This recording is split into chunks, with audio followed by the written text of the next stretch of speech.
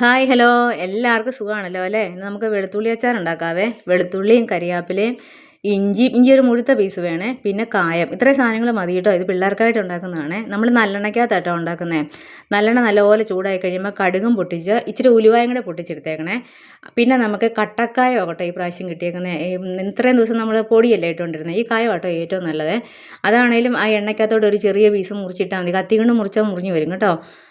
എന്നിട്ട് അതാണേലും പൊടിച്ചൊന്നും എടുക്കണ്ട, എണ്ണയ്ക്കകത്ത് ഇടുമ്പോൾ അതിങ്ങ് വീർത്ത് വരും. പിന്നെ നമ്മുടെ വെളുത്തുള്ളിയും ഇഞ്ചിയും കരിയാപ്പിലയും കൂടെ ഒരുമിച്ച് അങ്ങോട്ടിട്ട് ആവശ്യത്തിന് ഉപ്പും ചേർത്ത് ഇളക്കി മൂടി വെച്ചൊരു 3-4 മിനിറ്റ് കുക്ക് ചെയ്യണേ. അതിനാന്ന് പറഞ്ഞാൽ ഇത് ബ്രൗൺ കളറാവുന്ന പോലെ വറുത്ത് കോരി ഒന്നും ചെയ്യണ്ട. അങ്ങനെയൊക്കെ ചെയ്യുമ്പോൾ നമ്മുടെ വെളുത്തുള്ളിയുടെ ഗുണങ്ങളെല്ലാം പോകും. മൂടി വെച്ച് ചെറു തീയിൽ കുക്ക് ചെയ്യുമ്പോൾ ഇത്രയും കളർ മതി കേട്ടോ. ഇപ്പോൾ ഇത് കറക്റ്റ് പരുവാണേ. ഇതിൽ കൂടുതൽ അങ്ങോട്ട് ആക്കി എടുക്കണ്ട കേട്ടോ. കാണിച്ചു തരാം. ഇതേ കളർ മതി. ഈ കളർ വരുമ്പോൾ ഇതിൻ്റെ ഉള്ളിൽ ഒന്ന് പതുക്കെ ഒന്ന് പ്രസ് ചെയ്ത് നോക്കിയാൽ അറിയാം അതിൻ്റെ ഉള്ളിൽ വെന്തിട്ടുമുണ്ടേ.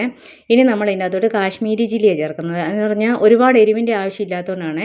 പച്ചമുളക് കാന്താരിമുളകും ഒക്കെ ഈ വലിയവർക്കൊക്കെ ആയിട്ട് ഉണ്ടാക്കുമ്പോൾ ഇടാൻ കേട്ടോ. അതിന് സൂപ്പർ ടേസ്റ്റാണ്. അങ്ങനെ ഇടുമ്പോഴും ആ വെളുത്തുള്ളിയുടെ ഒപ്പം തന്നെ ഇടണം കേട്ടോ. പച്ചമുളക് കാന്താരിമുളക് ഉണ്ടെങ്കിൽ നല്ലപോലെ ഒന്ന് ഇളക്കി യോജിപ്പിച്ച് മൂടി വെച്ചിട്ട് ഒരു 1.5 മിനിറ്റും കൂടെ കുക്ക് ചെയ്യണം ചെറുതീയിൽ.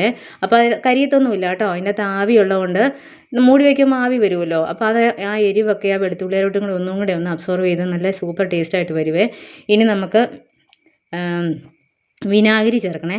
വിനാഗിരി എന്ന് പറഞ്ഞാൽ നമ്മൾ മേടിക്കുന്ന വിനാഗിരി കേട്ടോ. ഇതാണേലും ഇത് നമ്മൾ പ്രസ് ചെയ്ത് നോക്കുമ്പം ആ വെളുത്തുള്ളി ഒന്ന് ഞെങ്ങി വരുന്ന സമയത്തിന് നമ്മളൊരു 3 സ്പൂൺ വിനാഗിരി ഒഴിക്കുന്നുണ്ട്. ഇത്രയും സംഭവങ്ങൾ ചെയ്ത് കഴിഞ്ഞാൽ നമ്മുടെ അച്ചാർ റെഡിയായി. ഇത്രയും നേരത്തെ പരിപാടിയുള്ളൂ കേട്ടോ. പിന്നെ ഒരു കുഴപ്പമെന്ന് പറഞ്ഞാൽ വെളുത്തുള്ളി പൊളിച്ചെടുക്കാൻ കുറച്ച് പാടാണല്ലോ. ഞാൻ കാണിക്കുന്നതെന്ന് പറഞ്ഞാൽ ഞാൻ പലപ്പോഴായിട്ട് വെളുത്തുള്ളി പൊളിച്ചെടുക്കുവേ. എന്നിട്ട് അതെല്ലാം കൂടെ ഫ്രിഡ്ജിൽ സൂക്ഷിച്ചിട്ട് എനിക്ക് ആവശ്യത്തിനുള്ള അളവാകുമ്പോൾ അച്ചാർ ഇടും കേട്ടോ. ഇഷ്ടപ്പെട്ടാൽ ലൈക്കും ഷെയർ സബ്സ്ക്രൈബും ഒക്കെ ചെയ്ത് കമൻറ്റൊക്കെ ഇട്ട് സപ്പോർട്ടൊക്കെ ചെയ്യണേ.